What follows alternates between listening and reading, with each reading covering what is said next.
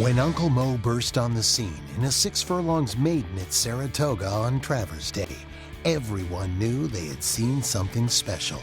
Uncle Mo, he demolished the field. He won by 15 lengths. I can't remember a 2-year-old winning as impressively as he did.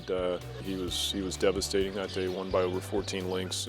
Then stepping straight up to Grade 1 company, he completely dominated the Champagne. Well, here is Uncle Mo, and he is indeed the real deal.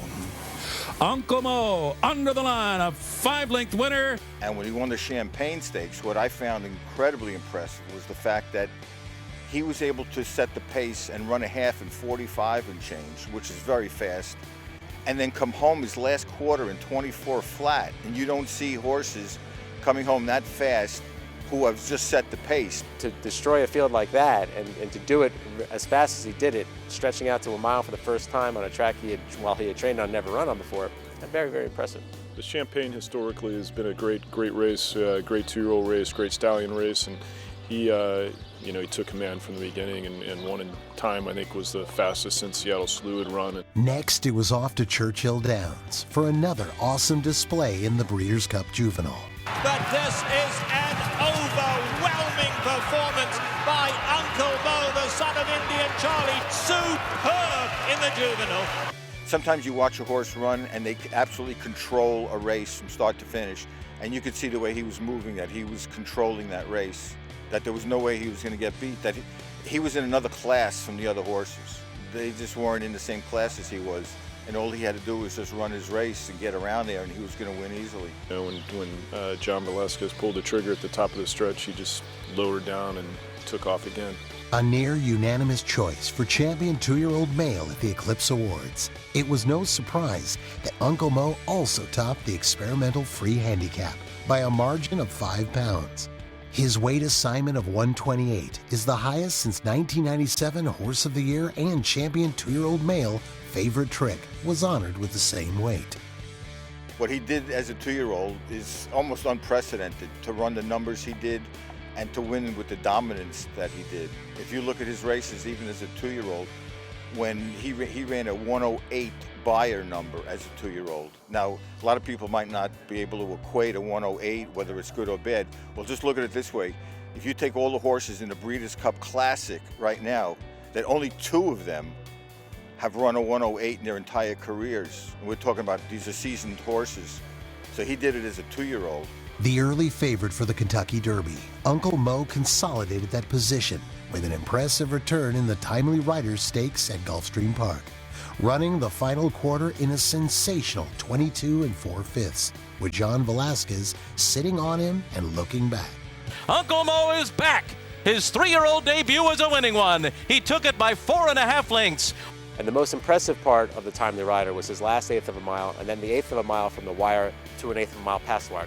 He finished the race very well, and he galloped out super. Unfortunately, Kentucky Derby dreams were dashed when Mo was diagnosed with a rare liver ailment and was scratched on the eve of the race. But after a near 5-month spell on the sidelines, he was pitched back in at the very highest level in the Grade 1 King's Bishop Stakes at Saratoga. Can Uncle Mo hold off Caleb's posse? It's going to be a photo finish in the King's Bishop that is too close to call. It was an ambitious plan to try the King's Bishop off the layoff and off the illness, but he trained really well, and we were a little unfortunate to get beat a tough nose, but really moved him forward for another devastating performance in the Kelso. And that is when he really turned on the style. But it's Uncle Mo who's got something left. Now he's clear by 3. Now he's clear by 4 as they come down to the finish. He repelled Jackson Ben. Uncle Mo, he's back. And I don't know if there's enough words to describe how impressive he was that day. You have to remember that was the big day where they had 5 Grade 1 stakes. And all anybody was talking about was the only race on the card that was a Grade 2. It wasn't even a Grade 1. But he created such a buzz by winning the way he did, to beat older horses. A horse like Jackson Ben, who got a perfect trip to come up on the inside of him, and he just looked him in the eye and just took off. And to earn a 118 buyer is so far above the realm of anything that anybody's been running.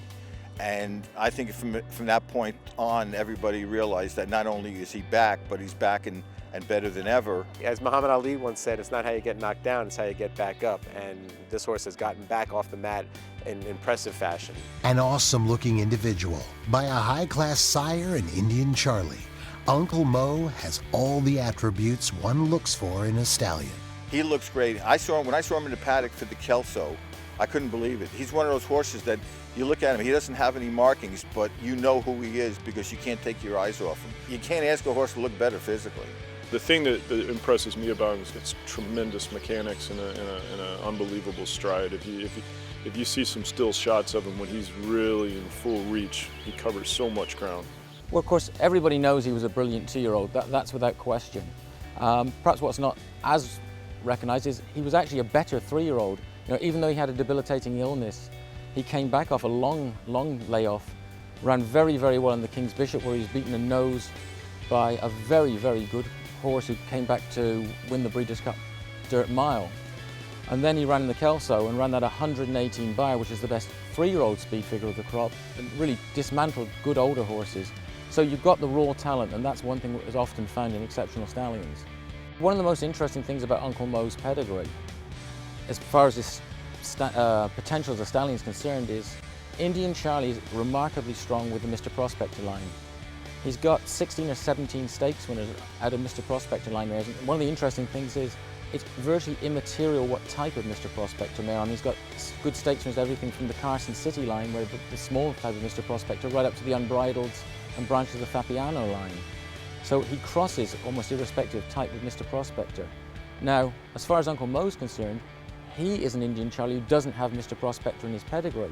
But in the distaff side of his pedigree, he has Roberto, he has Alidar, he has Dixieland Band, all strains that combine very, very well with Mr. Prospector. So he looks to be a great option for Mr. Prospector line mares and all types of Mr. Prospector line mares. I think Uncle Mo is a very exciting stallion prospect. His brilliance, his speed is something that is really sought after, especially in North American racing, and he brings an abundance of that to the table. If he passes on the kind of turn of foot that he displayed to his offspring, he'll be an extremely successful stallion.